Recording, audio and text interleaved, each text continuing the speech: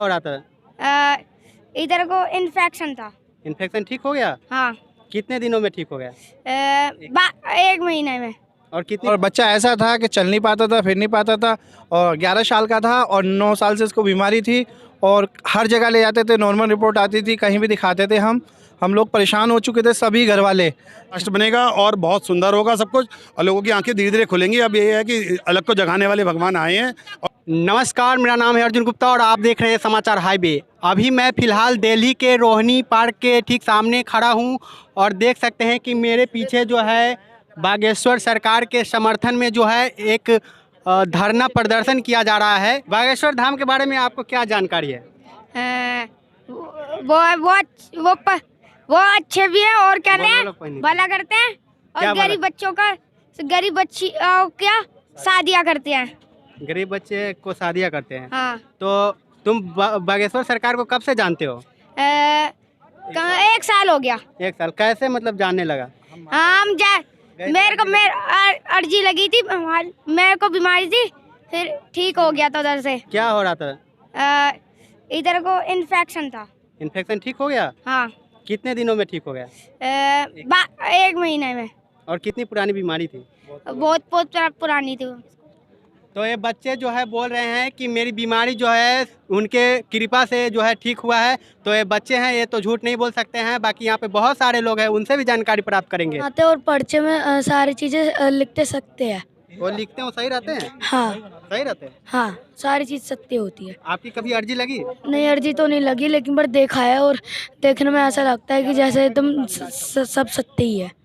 जिस बच्चे से अभी मैंने बात किया, उनके पेरेंट्स से मैं बात करा, उनके पिताजी से बात करा हूँ जी। जो बच्चे बताए वो कितना सही है? वो 100 से 100% ठीक है बच्चा।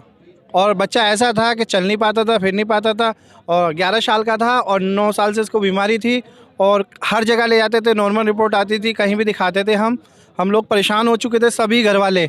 जहाँ भी जाते थे नॉर्मल था, जो पैसा था सब बर्बादी कर दी थी हमने। और हम धाम पे गए, बालाजी की इतनी मेहर है कि आप बच्चा ठीक है, चल फिर रहता है, सब कुछ करता है। तो श्याम मानव जो है इतना बड़ा आरोप क्यों लगा रहे हैं बाबा पे? वो तो झूठे हैं और वो झूठे आदमी ही आरोप लगाते हैं। गुरुजी पे तो वही आरोप लगाएंगे जो झूठे हैं। सच्चाई वाला तो कभी नहीं। सनातन तो सनातन है। अब वो सनातन कभी झुकने वाला नहीं है। हमेशा से सनातन धर्म को जो है टारगेट किया जा रहा है, इस पर क्या कहना चाहते हैं? अब हमको मुंहतोड़ जवाब देने की बारी आ गई है हमारी, और इनसे हम डरने वाले नहीं हैं। ये सोचते हैं कि हम डर जाएंगे, कहीं से कहीं तक नहीं डरने वाले। और हमारे गुरुजी पे ये उंगली भी उठाएंगे तो हम उंगली भी काट देंगे, इतनी भी जानते हैं। मेरी उस पर भी बात आएगी तो मैं उसको छोड़ूंगा नहीं। धीरेन्द्र कृष्ण शास्त्री जी के लिए तो बोल रहे हैं, सनातन के लिए अगर वो खड़े हुए हैं तो लोगों की मिर्चें लग गई।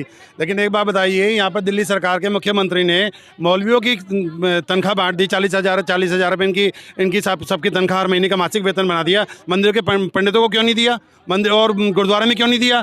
खाली एक मौलवियों को ही सपोर्ट क्यों? मुसलमानों को सपोर्ट क्यों? हिंदुओं को सपोर्ट क्यों नहीं? अगर सनातन का एक गुरु सच्चाई को सनातनियों को एक करने के लिए, हिंदू धर्म को उजागर करने के लिए खड़ा हुआ, तो उसके खिलाफ तो सब जने खड़े हो गए। श्याम मानव भी खड़ा हो गया और बहुत लोग खड़े हो गए। लेकिन जो यहाँ पर ये खुलेआम मुसलमानों को सपोर्ट होता है, क्रिश्चियंस को सपोर्ट होता है, उसके खिलाफ कोई क्यों नहीं बोलता? एक धर्मगुरु के खिलाफ क्यों बोलने के लिए क्यों बोलते हैं लोग?